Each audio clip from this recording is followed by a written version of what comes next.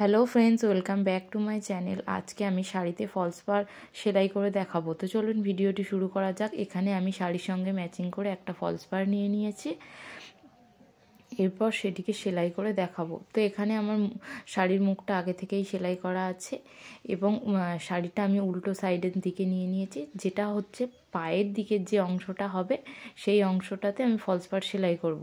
তাই এইভাবে ফলস পাড়ের মুখটাকে একটু ভাঁজ দিয়ে নিলাম, নিয়ে আমি ধার বরাবর মেশিনে সেলাই দিয়ে নিচ্ছি। এইভাবে পুরো ফলস পাড়টা, অর্থাৎ যতটা হবে ফলস পাড়টা ততটা আমি এইভাবে শাড়ি এবং ফলস পাড়ের ধার বরাবর সেলাই করে নেব।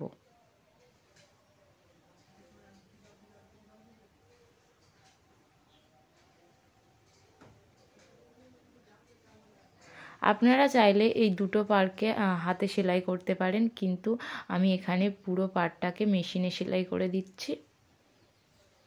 এখানে দেখুন ধার বরাবর আমি মেশিনে সেলাই করে নিয়েছি। এরপর যে এই খোলা অংশটা রয়েছে, অর্থাৎ পাশের দিকে আর উপরের দিকের এই খোলা অংশটা আমি হাতেই সেলাই করব। তার জন্য এখানে আমি সূচ সুতো নিয়ে নিয়েছি এবং হাতে আমি সেলাই করে নিচ্ছি। এই উল্টো সাইডের দিকটা হচ্ছে বড় বড় সেলাই দেব এবং সোজা সাইডের দিকে সেলাইটা ছোট ছোট থাকবে। আপনারা চাইলে এখানে হেম সেলাইও দিতে পারেন, তবে এই সেলাইটা দিলে বেশি সুবিধা হয় সেলাই করতে। এইভাবে পুরো ফলস পাড়ের উপরের পার্টটা আমি হাতে সেলাই করে নেব।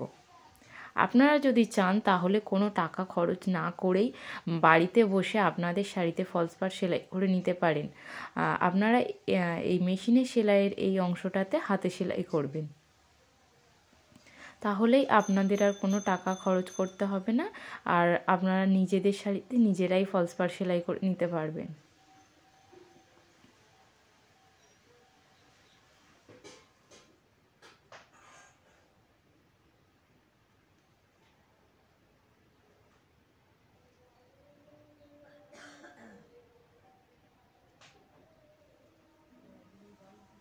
এইভাবে আমি পুরো শাড়িটা সেলাই করে নেব।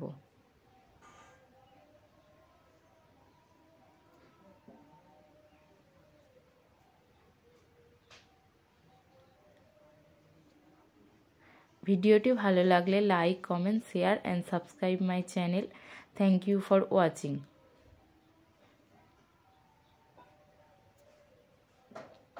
দেখুন এখানে শাড়ির অর্থাৎ ফলস পাড়টা আমার সেলাই করা কমপ্লিট প্রায়।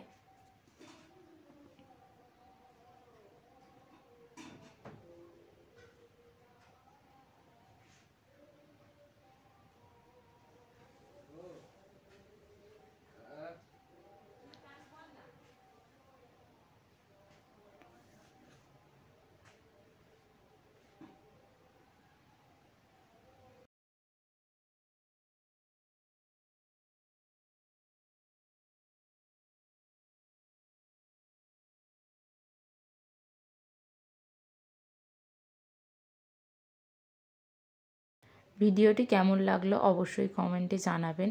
এখানে ফলস পাড় সেলাইটি আমার কমপ্লিট হয়ে গেছে। তো দেখে নিন, এইভাবে উল্টো সাইডের দিকে বড় বড় এবং সোজা সাইডের দিকে ছোট ছোট সেলাই।